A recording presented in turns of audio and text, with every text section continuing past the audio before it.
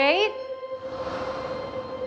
एकजनाले रिकमेन्ड गरेर हेरेको मैले यो मुभी र मैले बेकारमा हेरेछु जस्तो चाहिँ मलाई भएन है थ्याङ्कफुल्ली। आज 2022 को द विकेन्ड अवे भन्ने नेटफ्लिक्सको मुभी रिभ्यू गर्न जाँदैछु र यो मुभी चाहिँ एउटा नोभेलमा बेस्ड रहेछ जसको नाम पनि द विकेन्ड अवे नै हो, जुन 2020 मा लेखिएको हो। जब यो मुभी 2022 मा नेटफ्लिक्समा रिलिज भएको थियो त्यति बेलाको द मोस्ट वास्ट मुभी भएको थियो यो द विकेन्ड अवे। धेरैजनाले हेरेको रहेछन्, अभियसली पनि राम्रै छ होला यो मुभी भनेर मैले पनि हेरेको र साँच्चीकै यो मुभी राम्रो रहेछ। यसको स्टोरीको कुरा गर्ने हो भने एकजना बेथ भन्ने केटी आफ्नो बच्चा र हस्बेन्डलाई घरमै छोडेर आफू एक्लै क्रोएसियामा आफ्नो बेस्ट फ्रेन्ड केट भन्ने केटीलाई भेट्न जान्छ, त्यहाँ विकेन्ड मनाउन जान्छ।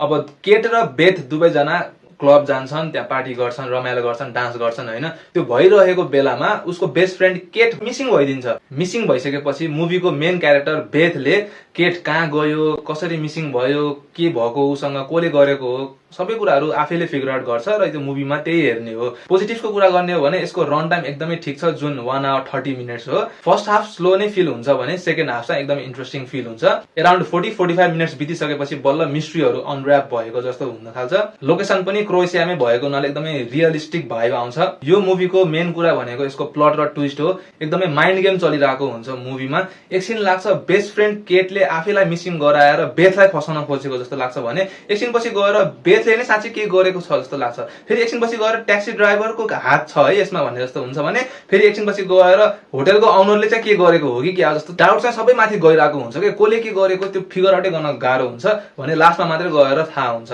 यसको नेगेटिभ्स भन्ने हो भने एक दुईटा सिनहरू इलोजिकल फिल हुन्छ।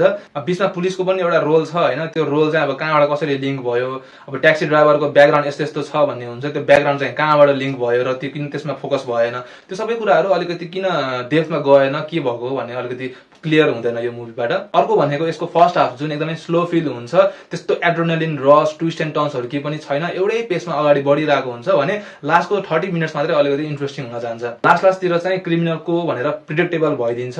मैले चाहिँ प्रिडिक्ट गर्न सके, अब तपाईँहरूले गर्न सक्नुहुन्छ कि नै भन्ने कुरा हो। यदि तपाईँहरूले द विकेन्ड अवे हेर्नु भएको छैन भने फ्री टाइममा फ्यामिली र फ्रेन्ड्सहरूसँग सर्टेनली पनि हेर्न सकिन्छ। यो मुभीलाई म 7.5 out of 10 स्टार दिन्छु। यो रिभ्यू भिडियो हेरेर मुभी हेर्नु भयो भने पछि आएर कमेन्ट गर्नु न कस्तो लाग्यो भनेर।